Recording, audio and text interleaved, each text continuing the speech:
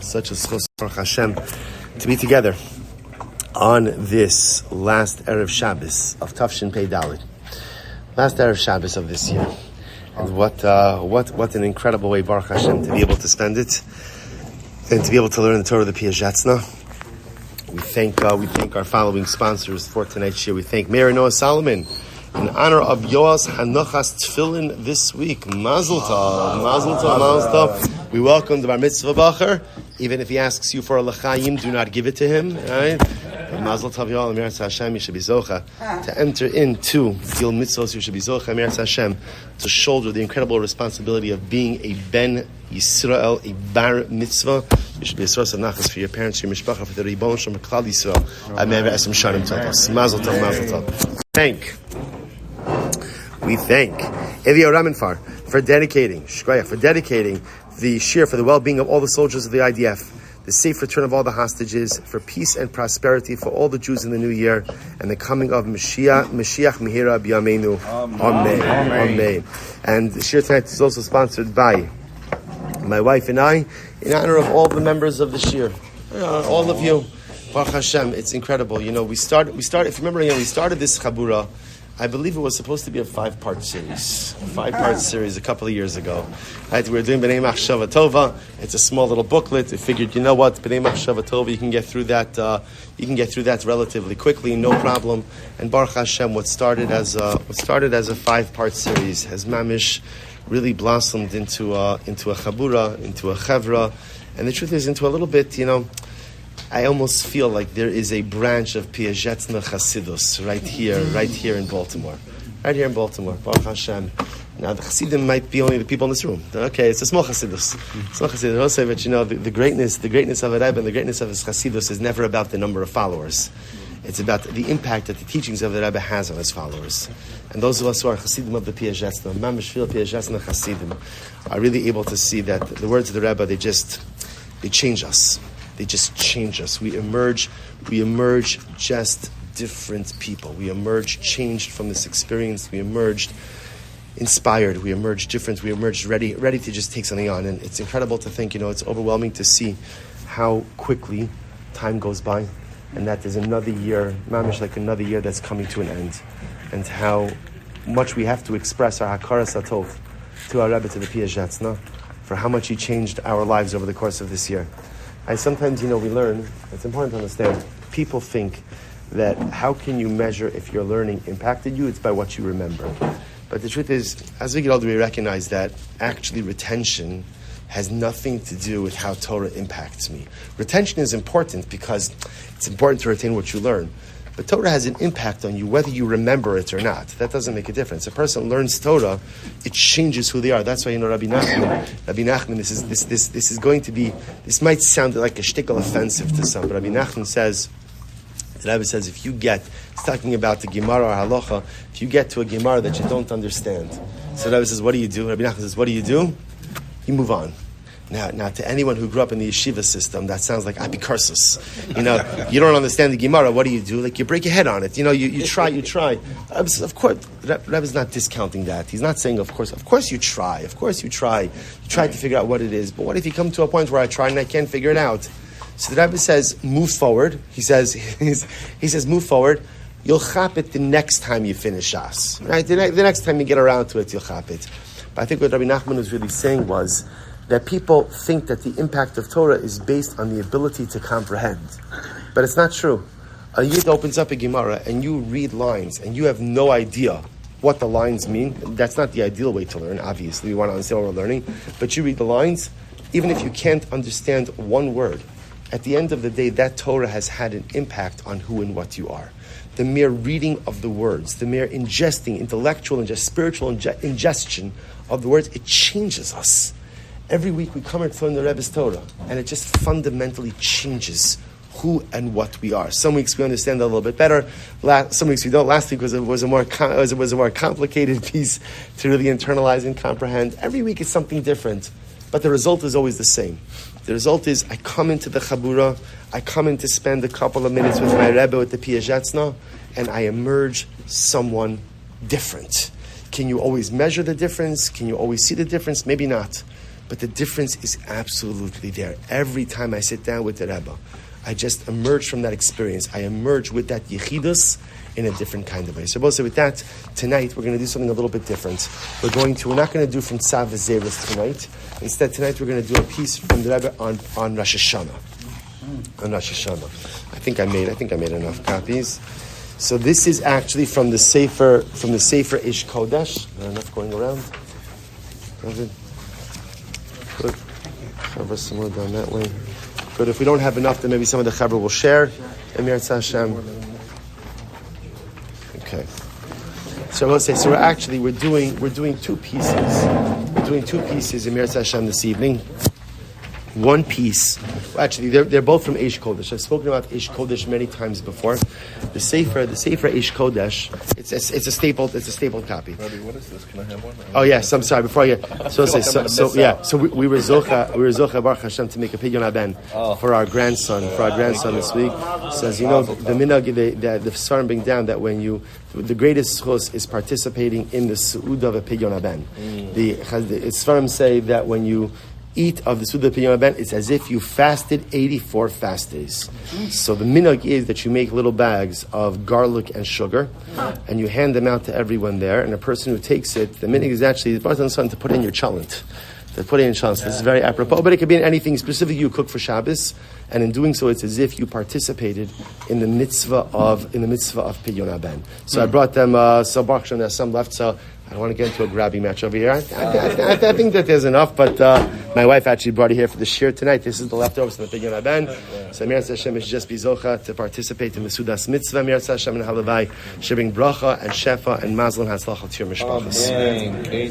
All right, so we'll say. So let's begin. So we're going to go ahead and do a piece from Rosh Hashana, and then Amir Hashem will go after that. Yeah, you can feel free. You can hand it out. I'm sorry. Next week I'm going to throw apples. Next week I'm gonna every week. There's different giveaways every week now. It's a new way to increase sheer attendance. You never know what we're going to be giving away. All right. So, it's true. It's true. Have this for tea. Okay, you can use it for whatever you want. Tea, chalent, whatever works. All right, so let's begin. So the first piece, for this week, I numbered the pages and also numbered the paragraphs. So you could see, Emir Hashem, everything that we're doing. And I will say, for some reason, there's not enough. What you could also do is, you could split it up. Somebody could take the garlic, somebody could take the sugar. I think this should be enough. But okay. So we'll say, so let's begin. So we'll say this over here. We'll see. I got a little ambitious. I thought we were going to get through both pieces, but we'll see. But Chevra, here's what I want to say. Let's give this mamish. Let's give this our full attention, because this is literally we are preparing now with the Rebbe for Rosh Hashana. So just to orient you a little bit, this piece is from Rosh Hashana, the year Tafshin Aleph, 1941. 1941. So remember again, Ish Kodesh are Svarim, are drashas that were given by the Piacezna in the Warsaw Ghetto. Every Shabbos that he was able to, the Rebbe would give a drasha. Then after Shabbos, someone would record the drasha. A little bit of a historical debate. Did the Piacezna himself record the drasha? Did one of his Gaiboim? The point is, they recorded the drashas as it was clear that the ghetto was going to be liquidated. The inhabitants were being shipped off to the various concentration camps. They took the manuscripts, they buried it in a milk crate, in a metal milk crate, and the Piacezna was murdered by the Nazis. And after the war, some Polish peasant who was just like looking around the ghetto to see if he could find some valuables came across this metal milk container. It had some Hebrew writing on the inside, and he handed it over to the local committee of the joint distribution committee. And they saw that it was manuscripts. The Piacezna had included instructions that if this is found, send to my uncle in Eretz Yisrael. The Piacezna had an uncle who escaped Eretz Yisrael before the war. The manuscript made its way to Eretz Yisrael, and they realized that they found this incredible treasure trove.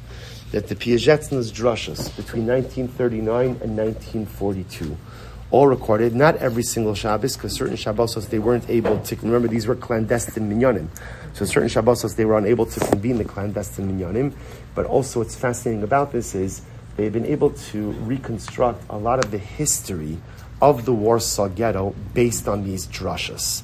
The Rebbe makes reference to certain events that occurred, and because remember, again, we know the date of every single drasha, because we know the parasha and we know the year. So once you know the parasha, you know the year, you know the exact date that the drasha was given. And sometimes the Rebbe will make references to certain things, veiled references to certain things that happened in the ghetto over this past week.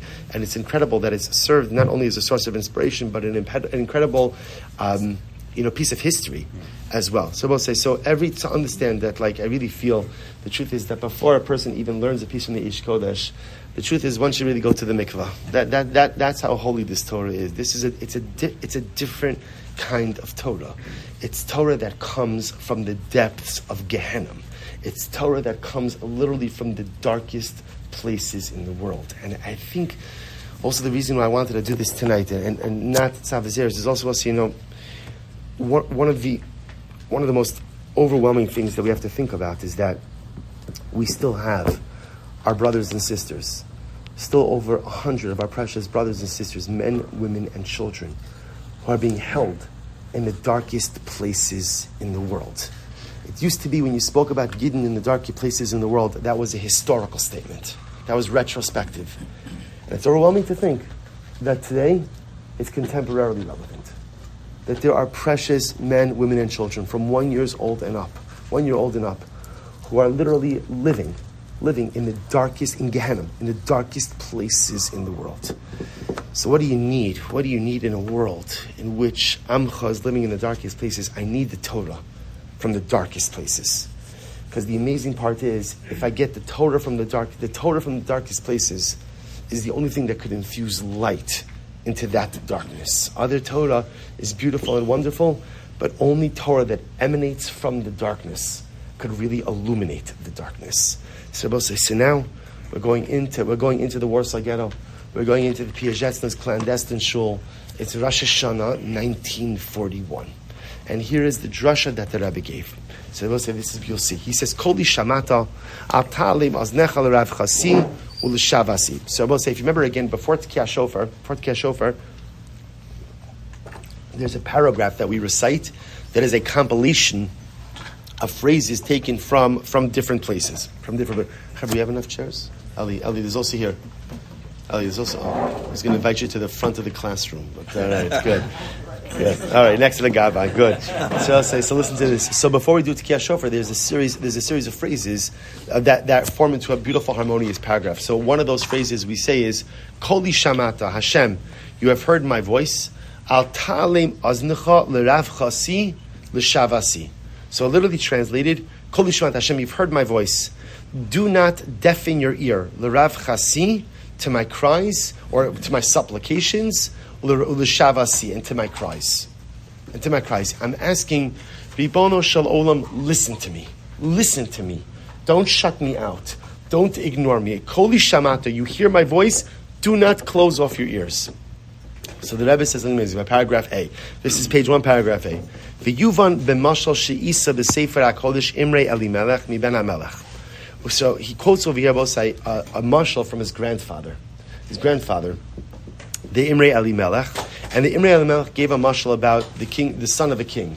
They will say so many of the mashalim of Yamim Noram are all about the king, the son of the king. So look what he writes: K'fi matzavenu, kishesar ben Hamelech midarko, v'hischil lechaba ulahashchis kam ba'amar Hamelech. There was a story of a king, and the king had a son, and this son, he lost his way in such a dramatic way that not only did he not act in monarchical fashion.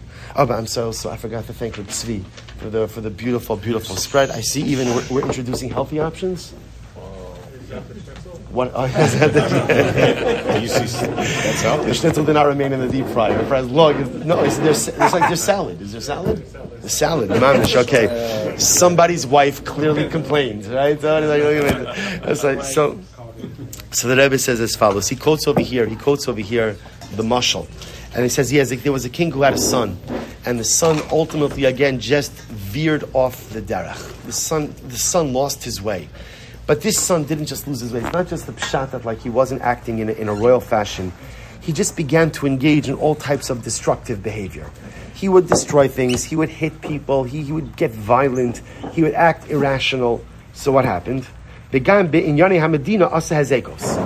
point that the son even began to act irresponsibly in a way that hurt his father's political aspirations as well. The son would, whatever we could imagine, bursting into important meetings, making a scene, ruining the palace, assaulting people, doing just crazy stuff, inappropriate crazy stuff. So what happens? So the king punished him once, punished him twice. Hein b'chol pam shanshu hivtiach shelo yoshev l'ma'asav haran. And every single time the prince was punished, what happened? He swore, I'm not going to do it again. I swear I'm not going to do it again. I swear I'm not going to behave this way again. We'll say, by the way, there are extra, if anyone needs, there are still extra sheets over here, if anyone wants. He promised, I'm not going to do it again. What happened? Same story. Every single time they stopped punishing the prince, what did he do? He reverted back to his negative behaviors. This was a story, the ongoing story of the prince. So what happened? Paragraph B. Vayikachu Sari HaMelech B'nasnu b'masar. Finally, it was enough. The king, is the king's son. So there's only so much that a king is going to do to his son. But finally, the ministers had enough. Right? The ministers couldn't deal with it anymore. So what did they do? They put the prince in jail.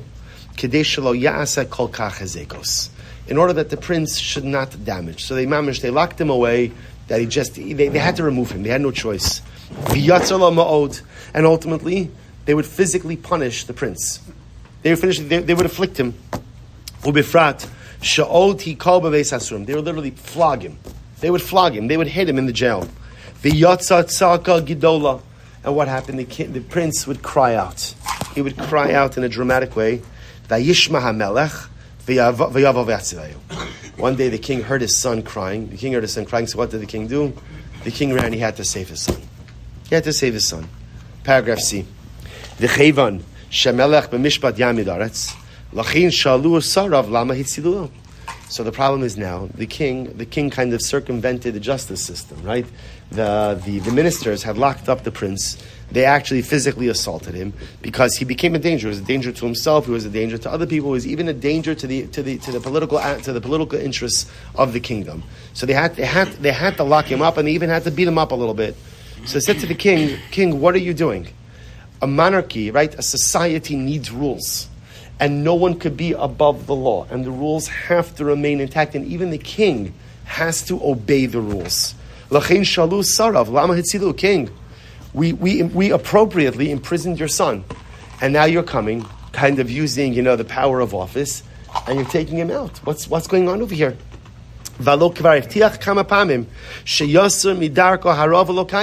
How many times has the prince promised that he's not going to go out and do anything bad again, right? Every single time he gets himself into trouble, we punish him. He doesn't like the punishment, and so he swears he's never going to do it again. And this keeps on happening over and over and over. The prince is not trustworthy. You can't take him at his word. So they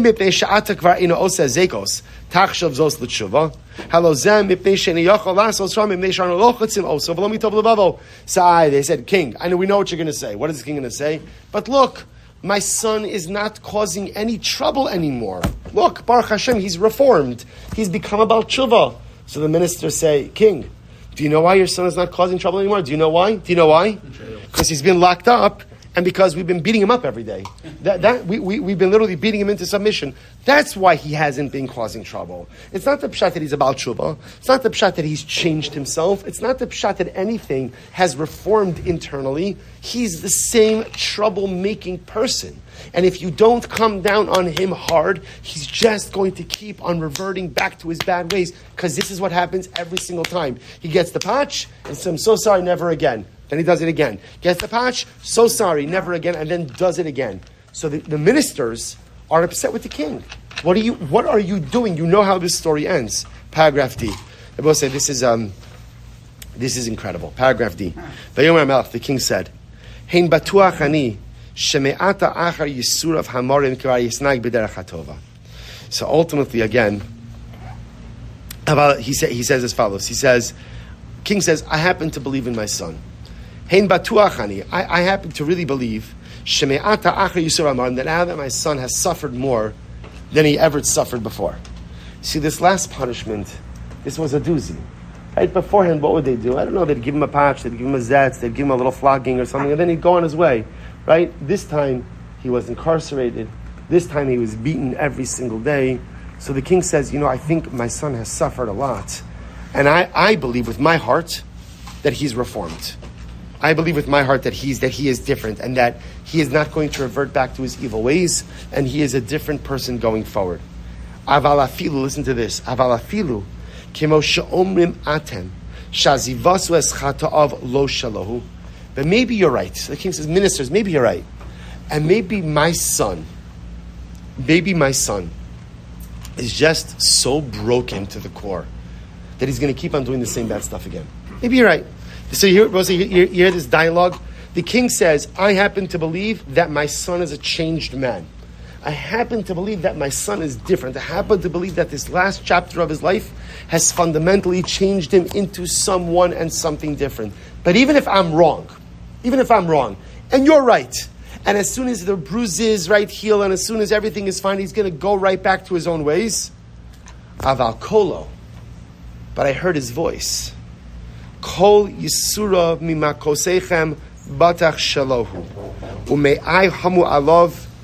And so the king says, but what should I do about his screams? What should I do about his crying out to me? What should I do that as he was suffering in jail, maybe deserved, he was saying, Abba, Abba, Abba. He was calling out to me to save him. What am I supposed to do with that? Ume'ai hamu alav. Literally again, my kishkas, my insides were stirred by his cries. V'efshar la'av l'shmoa es tza'akas beno mimachovav v'lo yoshi'uhu. It is impossible for a father to hear the cries of his son and not do something to alleviate his suffering. It is impossible for a father to turn a deaf ear to his sons. The Rosh is, it is impossible for a father to hear the cries of his sons from his pain and not to provide him with salvation. Absolutely impossible. So we'll say, see, you hear this mashal? You hear this mashal? Incredible. So what's the nimshal? So what's right? So that's the story. What's the lesson? So look at the Rebbe writes. Paragraph E. V'animshahu anu Yisrael b'nei melech b'tzara gedola. So we'll say, just understand the enormity of this. So the Piacezna says, Chevra, we, Klal Yisrael, the sons of the king, we are in the midst of terrible suffering. And also you have to understand, I mentioned this many times, but understand, like in the Warsaw ghetto, I mentioned this before, sometimes you have kids who run through shul, run around the shul. Okay, so I'll take a short commercial break here for just a second. Watch your kids. Watch your kids. Shul is not daycare. Shul is not the place you come to give your wife a break. Shul is the home of the Ribono Shel Olam. No one would ever bring their kid to work and let their kid run through the executive meeting. You're about to seal a deal. Oh, you don't mind if I bring my kid, right? He opens up a bag of chips, pours it on the floor, steps on it, right? And then runs back and forth yelling, ha, ha, right? No one would do that. Why? Because it's important. Shul is not daycare. Shul is not babysitting. Shul is not a place for respite care. Shul is the house of HaKadosh Baruch Hu. So it has to be treated with incredible respect. And in fact, one of the most incredible pieces of chinuch that we give our children is how to act inside of shul. That's part of chinuch. So when I teach my kids, no, Shefala, I love you. We could eat snacks in the hall, not in the shul. Or a shul is a place where you walk, you don't run. Or a shul is certainly a place where you don't yell. You don't yell. And a shul is probably not a place where you come in and out, this, that. So, okay, that's the end of the commercial. With all of that, there's a beauty in hearing children run through shul. And what's the beauty? It's the sound of vitality. It's something that I remember that one of the most striking things when we came back into the shul after COVID, the most incredible thing was to hear children in shul. Because if you remember again in the beginning, it wasn't like that, right? In the beginning, right, there was numbers, you can only bring this, kids were allowed, kids weren't allowed. Remember that first Shabbos when you had a kid running through, just yelling for his father in the middle of the drasha, right? Which would normally be a little bit of a source of annoyance, but yet, again, it was such a beautiful and welcome sound, because it's a sign of vitality. Why did I share this with you? In the Warsaw Ghetto, there were no children. There were no young children. Children were the first to be shipped off. They were the first to be killed. There were no children. So you have to understand that the Piacezna is talking to a chevra over here, and in this chevra, everyone has lost someone. Some people have lost everyone. So just you have to understand. So he says, chevra, anu Yisrael b'nei melech b'tzara gedola. We are Klal Yisrael. We are the sons of the king. and we are experiencing terrible pain. Terrible pain. Ve'afshar mikatrigim aleinu shezos sheshavim anu ata b'chol levavenu.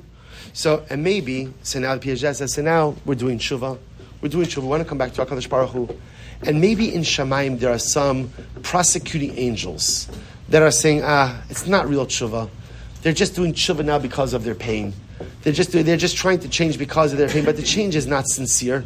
Just like the ministers said about the prince, that the tshuva is not real. The tshuva is not real. So maybe there are some prosecuting angels in Shamayim that are saying that our tshuva is not real.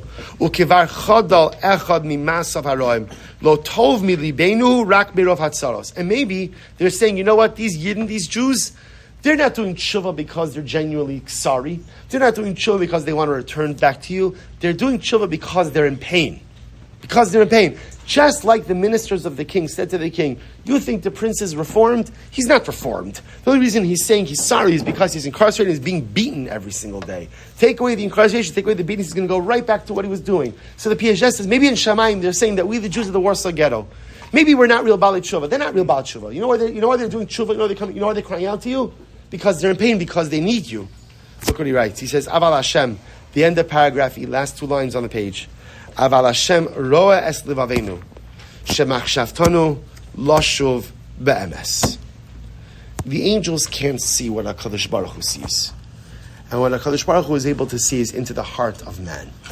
HaKadosh Baruch Hu is able to see inside of us that at the end of the day it is our sincere desire to return to Him. That is the sincere desire of the Yid. I want to come back to HaKadosh Baruch Hu. When the Rebbe Shalom looks in my heart, he sees what is Shabbat. Do my behaviors always reflect that I want to come closer to Hashem? Often not. See, but here's the difference between God and us. You and I, we can only judge each other based on behaviors. Because I can't see anything more than what you do. What you're thinking, what you're feeling, I have no idea. But Ribono Shel Olam, you can see inside of me. So you don't have to look at me just based on my actions. You could look inside of me and see what I want and see what I feel. And Piacezna says, Ribono Shel Olam, if you look inside of me, you know what you'll find? You'll find a Yid, you'll find a Jew who really wants to return, who really wants to come back. And look what he writes. He says, V'chutz mizeh, afilu matshuva hamitis, lo me'itanu ba, v'lo shelanu hi. And maybe you're right. Maybe for some of us, the tshuva is not sincere. Maybe the tshuva is not sincere. Right? Maybe the tshuva at the end of the day is just calling out to God. Maybe what motivates my tshuva is that I'm so broken, I'm in so much pain, I'm experiencing so much difficulty, that I need a salvation. That's just like the prince. Why was the prince crying out, I'm sorry, I'll never do it again. Why? Because he was in pain. Maybe we're also disingenuous like the prince. And maybe I'm calling out at the end of the day just because I'm in pain, but not stemming from any internal, sincere desire to change. He says, listen to this. He says, Mikol Makom. Even so, turn to page 2. Bless you. Koli Shamata. Hashem, fine. Even if it's insincere. So listen to my voice. Hakol Merov Tsarasi Hamorim Zebevadai Shali. You know, Hashem, maybe, listen to how profound this is. Maybe my desire to return to you and do better and do differently, maybe it's not sincere. Maybe it's not sincere. But you know what is sincere? My pain. My pain is sincere. My pain is real. Maybe my desire to return to you is a shtickle disingenuous, but at the end of the day, the pain that I am experiencing is absolutely real and is absolutely palpable. He goes on, Hakol, Merov Sarasi Hamorim Zebevadai Shali, Vechtishma Bitsari Chas V'Chalila, Lo Terachim. Ribono Shel Olam, even if you look in my heart and you say, you know what, Silber is disingenuous. He doesn't really want to change. He doesn't really want to come back. He doesn't really want to alter the way that he's living or what he's doing. He doesn't want to stop doing Averis or start doing mitzvahs. Maybe I am insincere and disingenuous, but you know what's not insincere? The voice that I call out to HaKadosh Baruch Hu with. That voice that is filled with so much pain. The pain is sincere. See, even if the desire is insincere, the call, the voice, racked with pain, is so incredibly sincere. Ve'ech tishma b'tzari V'chas v'chalila lo terachim. And just like the king, right? The king recognizes maybe the prince is insincere, but the king, when he hears the cries of the prince, a father has to hear the cries of his child and can't remain unmoved. Koli shamata, you have heard my voice. Lachein, al ta'aleim aznecha l'rav chasi l'shavasi. So both say, if we just bring this together, so let's go back for just a second now. So go back to page 1 for just a second. So now look at that pasuk once again. I both say, you're going to see this is a tremendous piece, also just about Hashana in a general sense. So remember again, the Piacezna gave us an interpretation. What is Koli Shamata? So both say, essentially what the Piacezna says is, there are two different ways in which you come back to HaKadosh Baruch Hu. I could come back to the Ribbon Shalom with a genuine and sincere desire to change. Right? They will say, how do I come? How do I come to HaKadosh Baruch Hu? So, if we're honest with ourselves, there are different types of Rosh Hashanahs. Right? They will say, I'm not going to ask for a show of hands, but who has had a Rosh Hashanah in which you have been totally uninspired? Don't raise your hand. No, I'm taking for the team. Rosh Hashanahs were like nothing doing. The songs are nice, the music is nice, the tefillas are nice. Nothing happening on the inside. It happens. And sometimes there are even years like that. Sometimes, Rahman al-Zan, there are even decades like that. So there are two experiences on Rosh Hashanah. There is the internal experience and the external experience. The internal experience is a sincere inner desire to want to affect change within myself. I'm that prince. I'll say, how am I that prince? I have been given a life of privilege. I will say, and it applies really to most of us, with whatever adversity, or whatever difficulty, whatever challenges you may have, I will say, Baruch Hashem, if a person has his health, right? A person has parnasa, I don't mean you're wealthy, but a person has parnasa, a person has an intact family, a person has friends, whatever, even if you don't have all of those things, but you have a number of those things, that's a leg up. It's a leg up on, all you need to do is, there was last Thursday on the front page of the Wall Street Journal. We get our attention is glued to Eretz Yisrael. Last week, I think it was Wednesday, Thursday, Friday. The front page was a story out of the Congo, one of these places, Congo, of like these ridiculous and horrific stories of women who are forced to go out and forage food for their families.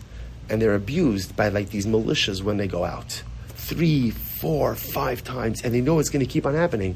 But it's either be abused and feed their children, or don't be abused. Like there's a whole chilek of the world like that. Baruch Hashem, the UN doesn't have any time to deal with that, right? There's that they have real humanitarian crisis. They have no time to deal with. But okay, that's different.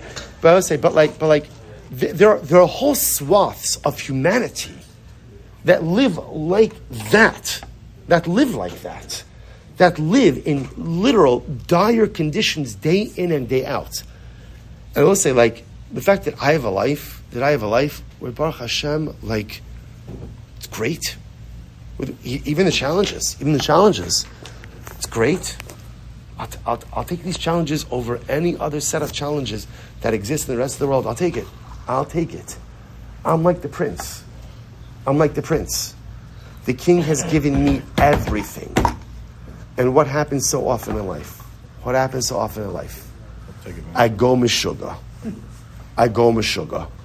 I roll around in the mud in my monarchical robes. I engage in behaviors that I shouldn't be engaging in. I do things that I should not be doing. I have character traits that are detrimental. I have behaviors that are corrosive. I do things that just what?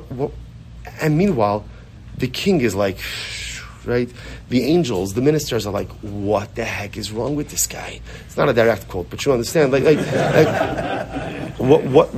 the matter with him? What is the matter with him?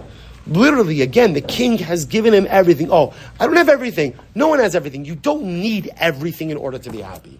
You don't. Newsflash. You don't need everything. What you need to be happy is everything HaKadosh Baruch Hu gives you. Whatever you have is what you need in order to find life happiness. And so the ministers, the angels looking down, what's the matter with this guy? What is the matter with this guy? So comes Rosh Hashanah. And I have to come back home. And I come to the king. And what happens? So we'll say, so now there are two ways you could approach coming back to the king. Sometimes internally I know, okay, I haven't behaved well as a prince. And so this is the year I'm going to affect change. This is the year I'm going to do things differently. This is the year I'm going to turn it around. Whatever the it is. And I use my Yamim Noram to really make a plan of action for how my life is going to be. But a plan of action means not like, broad vision. Not broad vision. Broad vision plans generally get you absolutely nowhere. Small, detailed plans are the key to growth. But I'm motivated internally to do something. There's another type of way to approach to the king, which is internally, I don't know. I know that I should change, but I don't really have I don't feel so motivated to do it. Right? I don't know. I don't feel, maybe I'm tired, maybe I'm lazy, maybe I'm apathetic. And I don't feel it. Even if you can't feel it internally, Koli Shamata. Tell HaKadosh Baruch Hu what you really want. Tell him what you want. Tell him what you want out of life. But isn't that disingenuous? I'm telling him what I want, what I really want, but yet I don't really feel it on the inside. It's not called disingenuous. You know what it's called? It's called being human.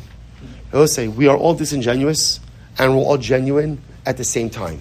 Just like we're honest and we're liars at the same time. We're tzaddikim and we are risha'im at the same time. This is the great mystery of the Ribono Shel Olam's greatest creation of man. I'm everything and nothing all at once. And so when I come before the king at Rosh Hashana, sometimes I will say, if I don't feel it on the inside, it's almost as if we feel like a little hypocritical, saying, Ribono Shel Olam, I want this to be the year. Meanwhile, I'm thinking on the inside, I had a good Avera run this past year. Solid performance, right? Solid performance. Baruch Hashem, I hit the bucket list, right? I accomplished everything, right? Some people want to go places and some people want to do things. Baruch Hashem, I did it all, right? I did it all. I saw it all. I did it. So doesn't it feel disingenuous to say that I want something different when in my heart I don't want it? It's not disingenuous. There are two different ways to approach tshuva. And Rabbi said this is so incredibly important because sometimes I'm not feeling it on the inside. And I think that if I'm not feeling it on the inside, the approach often is, okay, this year, Tafshin Pei, I'm not feeling it, I'm going to sit this one out. I'm going to come to shul. I will grab every single piece of reading material I can get my hands on, right? Everything. I'm going to take off the bookshelves. If there's a New Testament around, I'll take that too. Whatever it is, it's fine. Whatever it is, something to pass the time in Chazaras Hashatz, right? I'm reading Israel newsletters from before the establishment of the state of Israel, right? I've got everything, right? Whatever I can. I'm going to sit this. Okay, I'm going to sit this one out. You don't have to sit it out. Even if you don't feel it, do you know what you do? Rosh Hashanah night, you come to, you say, King, Avinu Malkeinu, Tatef in Himmel, the Ribono Shel Olam, Abba. I just want you to know that I want to change. And I know you could see in my heart, and what I'm telling you with my lips is not what's happening inside of my heart. See, I feel a little bit like a faker. I feel a little bit disingenuous. I feel a little bit like that prince who, because he's getting beaten, says, I'm ready to change. It's okay. Because I'm like a faker at times. But that's all right. We all are at different times. It says the Piacezna, that's the pshat. Koli Shamata. Sometimes, even if you look in my heart and my heart is not genuine, don't know about my heart. Don't look at my heart. Listen to my words. And the words that I'm telling you is, I want you in my life. The words that I'm saying is, I want something different. And I will say, what a profound and incredible way to pull ourselves back from the brink of the Yamim Noraim. Even if you're not feeling it, say it. Disingenuous? Yes, but that's okay. Because the call, it's not disingenuous. Because even if I'm not feeling it, I'm telling you what I really want. What I really want is to be close to you. What I really want is to be about Shuvah. What I really want is to stop doing those averos. What I really want is to change those character flaws. What I really want is to improve my life relationships. What I really want is to stop rolling around in the life mud. What I really want is to start doing the things I promised myself I'm going to do for all these past years. I want all of that. I know my behavior doesn't reflect it. Maybe even my inner desire doesn't reflect it, but I'm telling you that's what I want. And so what do we say at the beginning of Tkiyah Shofar? Koli Shamata Hashem. Sometimes I want you to look inside of my heart, because what I have on the inside is beautiful and wonderful and holy. And sometimes I don't want you to look inside my heart.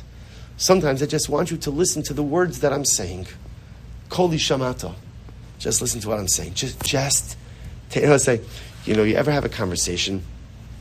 You ever have a conversation with someone, and you say something, and the person says, well, what did you mean by that? Right? This may or may not happen in marriage. Right? What are you trying to say? And you have one of those moments where you're like, I'm not trying to say anything. I'm actually I'm telling you what I'm saying. There's actually there's no hidden meaning in any of this, right? Like there's no Frosted Flakes decoder ring that you need to figure out. What is he really trying to say? Actually, what I said is exactly Koli Shamata. Face value. Koli Shamata. Shabbos say what this tells us is that the avoda on Tisha B'Av, the avoda on Rosh Hashana, is to be able to articulate to Hashem, what do I want? What do I want? I want to come back to you. I want to come close to you. I want to affect change. I want. And HaKadosh Baruch Hu, sometimes I don't want you looking inside my heart. Instead, Koli Shamata. Atalim aznecha l'rav chasi l'shav chasi. Don't close your ears. Now, why would HaKadosh Baruch Hu close his ears to my call, to my voice? Well, it makes sense. Why? Because it could be that if that call looks disingenuous, maybe the Ribono Shel Olam would close his ears. HaKadosh Baruch Hu is not disingenuous. So both say, can I tell you something? We walk into Yamim Noraim, and we set the bar so high for ourselves. We create like this, what's the right word? Like this Yamim Noraim, it's like an anxiety. It's like an anxiety that I'm supposed to go in and I'm supposed to, number one, experience this incredible tidal wave of spiritual energy. I'm supposed to be lifted up, right? And when I hear the Chazan say, HaMelech, I'm supposed to be transported into the inner sanctum of the divine throne room, and I'm supposed to feel the Ribbon Shalom, and I'm supposed to feel like I'm standing in judgment. And the Arizal says, if you cry in Rosh Hashana, that's the moment your neshama is being judged, and all these different things. I'm supposed to feel it. And then we create this all this stuff, we have this expectation. It's a lot like dating, in the current shidduch system. One of the greatest problems in the current is that young people. I like saying young people now. Right? Those young people, they go on a date, and they go on one date, and they're expecting to feel fireworks. We spent a total of 3 hours. Part of it was in awkward silence, right? The rest of it is in a hotel lobby, right? Many times never having spoken to someone of the opposite gender for a prolonged, who wasn't related to you, right? Up until then. And you go in and there's this expectation. Whenever you set realistic expectations, you could be assured of one thing, which is disappointment. So I will say, sometimes we come to Yamim Noraim and we set these incredible expectations. So the Piacezna says, reform the expectations. What is my goal of Yamim Noraim? My goal of Yamim Noraim is to speak to Hashem. I have an opportunity to go ahead and present my life plan for 5785 to the Ribono Shel Olam. Here's what I want to do. Here's what I want to change. Now, if you're on a level where you have internal genuinenkeit, right? So you feel what you're saying on the inside, then fantastic. But even if you don't have that internal genuinity, it's a word. Right? that internal, Nechemi, you're an accountant. You're telling me English over here. Right? So genuinity. I'm going to keep saying it until you can't forget it. So even if you don't have that internal genuinity, it doesn't matter. Talk to HaKadosh Baruch Hu. Talk to the Ribono Shel Olam. I will say, Yamim Noraim is a beautiful, simcha-filled experience. It's joyous. It's magnificent. It's the best thing in the world. Is there judgment? Yeah, there's judgment. And judgment absolutely is scary. But as Rabbi Akiva says, Ashreichem Yisrael, Lifnei mi'atem mitarnu mi'matar eschem. Who are you being judged by? I'm being judged by the Ribono Shel Olam. I'm being judged by HaKadosh Baruch Hu, who loves me. So yeah, judgment is difficult. But I'm being judged by Abba. I'm being judged by the Melech. And what is the king judging me based on? What does he want to see? He says, what's your plan for the coming year? What do you want to do? What do you want to accomplish? What do you want to be? If you could be genuine internally, fantastic. But even if not, kol shamata. Just hear my words. And even if my life plan doesn't reflect that which is happening inside of me, HaKadosh Baruch Hu, I'm still asking you, take me at my words. Don't look on the inside. It's amazing enough, I'll just take one more minute. This, the Piacezna also highlights the same idea. If you turn to page 3, so the Rebbe says something so beautiful. He says, this is the Pshat. Moshe Rabbeinu says something so beautiful. Moshe Rabbeinu says, Hanistaros LaHashem Elokeinu, by paragraph A on page 3. Pasuk from this week's parasha. Hanistaros LaHashem Elokeinu. So literally again, that which is hidden belongs to HaKadosh Baruch Hu. V'haniglos lanu ulevanenu adalam. And that which is revealed belongs to us and to our children for all eternity. La'asos es kol divrei haTorah hazos. Ultimately, again, to perform the entirety of Torah. So I will say, on a pshat, on a basic level, what is Moshe Rabbeinu saying? Moshe Rabbeinu is saying, we spend so much time trying to figure out why God does things. Right? And great questions. Why do bad things happen to good people? Why do good things happen to bad people? Why does Hashana Baruch Hu do this? Why do people die young? All these different things, which are all great questions. And I will say, but again, you're certainly allowed to ask, but it's a little bit of an exercise in futility because you're not going to get the answer. So Moshe Rabbeinu says, leave the hidden stuff to God. Just leave that to God. Let HaKadosh Baruch Hu deal with that. V'haniglos, there's so many things to deal with on the level of the revealed. Right? So many things in actuality, in the world of action, that we could do, that we could take care of. But the Piacezna Moshe says something so beautiful. He says, Hanistaros LaHashem Elokeinu. Only the Ribono Shel Olam knows what is deeply embedded inside of me. Hanistaros. There's a piece of me that everyone sees. Right? There's the external me. Everyone sees that, everyone knows that. And then there's internal me. So I will say, so often when we speak about this, we often talk about like in a negative, right? Meaning, external me is very good at projecting an image of piety. And then internal me could be severely broken. So Piacezna doesn't understand that way. He says, external me often looks flawed. Internal me is filled with so much beautiful holiness, so much profundity. So when we come before HaKadosh Baruch Hu on Rosh Hashana, we're asking for one of two things. If we feel that we're rightly aligned with our heart, that even though my actions are not where they need to be, but my heart is, my soul is, I know, I have a burning fire of Kiddusha inside of me that wants to do the right thing, that wants to serve HaKadosh Baruch Hu. I know the changes I need to make, I know the adjustments I need to make, I know the pivots I need to make, I know what I need to start doing, I know what I need to stop doing. My heart is where it needs to be. In that case, it's HaKadosh Baruch Hu says, I say, HaKadosh Baruch Hu, Hanistaros LaHashem Elokeinu. You look inside of me. Don't look at my actions. Don't look at my actions. Don't look at what I did, but look at who I am. And who am I? Who am I? That's inside of me. Look inside. But sometimes I don't have my insides worked out.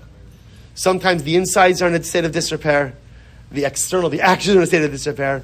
Sometimes everything is just like a shtickle broken. It's a little bit broken. What do you do in those moments? Chash Baruch Hu, don't look on the outside. Don't look on the inside. So what should you do? Kol shamata. Listen to what I'm saying to you. And what I'm saying to you is, I want to be someone different. And I want to articulate to you what I'm sorry for, what I've done wrong, and the life I want to live. 3 different levels. 3 different levels, or really 2 different levels of how we approach HaKadosh Baruch Hu on this Yom Tov of Rosh Hashana. If the inside is worked out, Hanistaros LaHashem Elokeinu. Look at who I really want to be. Insides aren't worked out. Don't look at my actions. Don't look at my inside. Listen to what I want. Be able to articulate a life mission. Kol shamat. I'm telling you who I want to be. Don't close your ears. And I will say, we need to prepare for Rosh Hashana. We need to prepare for the Yom Hadin. We need to prepare. And one of the things that's most important for us to prepare is to begin to write our life plan. You can't ask for a year of new life, another year of life, unless you have it worked out what you're going to do with it. It's like going to your parents and asking for more money. You got your allowance already. You need more money? Need more money? This was, again, when I was a kid, before everybody had a credit card, right? So you have to go to your parents, you need more money, so again, you got money. If you need more money, so what do your parents say to you? Or at least, what should your parents say to you? What do you need it for? Right? What is it? So I come before HaKadosh Baruch Hu, and I got my allowance. Notice I got my allowance. I asked for a year of life. I asked for a year of life. We all asked. So last year this time we asked, Zachrinu l'chaim, melech chafetz chaim. We asked for life. And guess what? HaKadosh Baruch Hu gave us what we asked for, which is such a bracha. We asked for life and He gave us life. Incredible. And I will say, you know what's incredible? If somebody would have asked you last Rosh Hashana, what is the most important thing that you're asking for Hashem for now? What's the most important thing? What would you have answered? Life. So it ends up having, like most things in life, is you move the goalposts, right? Good life. So then now I want life, but also parnasa, right? Obviously, in the parnasa, also health, also shalom bayis, right? Also good career, right? Also. This is what always happens. You get a bracha in life, and then you move the goalposts. But like in that moment of Rosh Hashanah, if someone were to ask you, what's the one thing you need more than anything? I just need life. Well, HaKadosh Baruch Hu gave us that bracha, and then some. So now we're getting geared up to ask for more money, for more life. Okay. So Abba says, great, I have it, and I'm ready to give it to you. Tell me why you want it. Tell me why you want it. Tell me what you want to do with it. So let's say too often we show up to Rosh Hashanah and we think the avoda is opening up the machzor. As long as I open up the machzor, I davened, I didn't even go out so many times, right? I didn't space out on davening. I fulfill my obligation. Of course, on a behavioral level, that is true. But the real avoda of Rosh Hashanah is, can you make a compelling argument to HaKadosh Baruch Hu why you want another year of life? Right? If it's because I already bought my season's tickets, Imam Shalom says, okay, sorry, big man in tight pants is not the reason, jumping on each other is not going to be a reason to go ahead and give you another year of life, right? Or putting on jerseys or do this. Those are all nice things that we do. But what do you want? What do you want another year of life for? And I will say, we have to go in and this. You should write it out. Write it out before Yantiv. Keep it in your machzor. And over the course of the Yamim Noran, to be able to answer, I want to tell you, remember, here's what I want to do. Here is the 5785 Shmuel Silber life plan. I mean, you do your own, but Shmuel Silber life plan, right? Here it is. Here's what I want to do. Here's the list of things I want to change. Here's the list of things I want to stop doing. I want to start doing. Here's what I want to become as a person. Here are my goals. Here are my goals for the year. I was saying, we have to come into Rosh Hashanah not just asking for life, but asking for life because if you give it to me, Ribono Shel Olam, I'm ready to do something spectacular with it.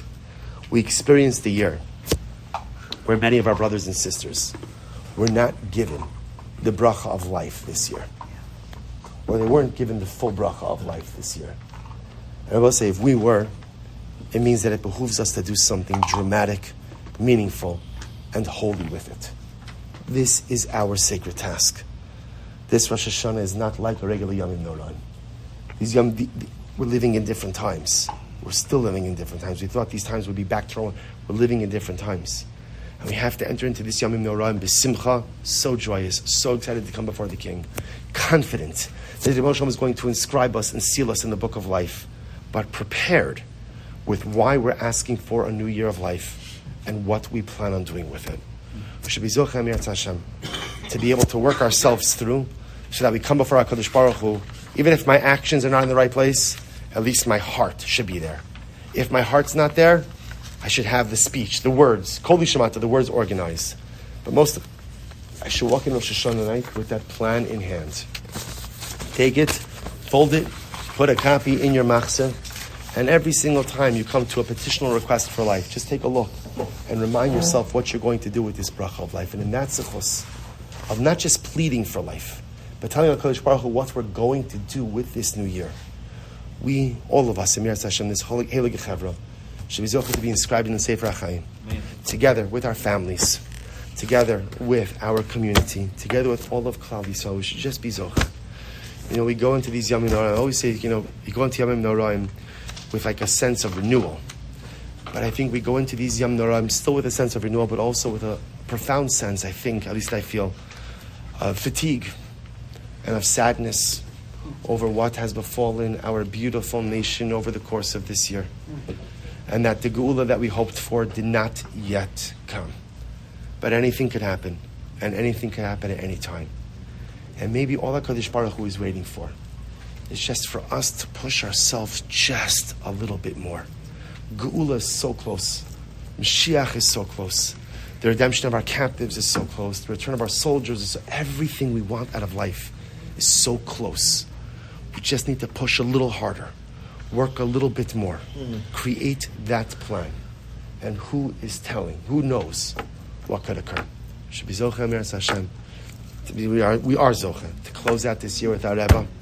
We should be Zocha Meretz Hashem that come Tafshin Pei, come 5785. Mashiach will come. Tchias HaMesim will come. And amazing how incredible it will be to have a shir about the Piacezna with the Piacezna. Imagine when the Rebbe sits at the head of the table giving the shir, teaching us his svarim.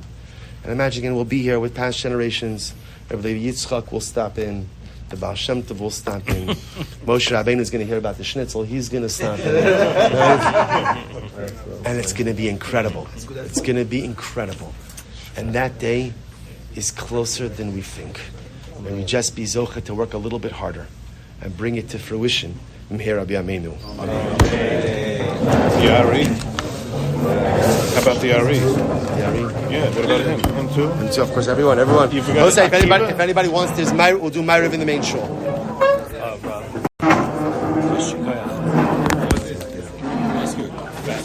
Sure.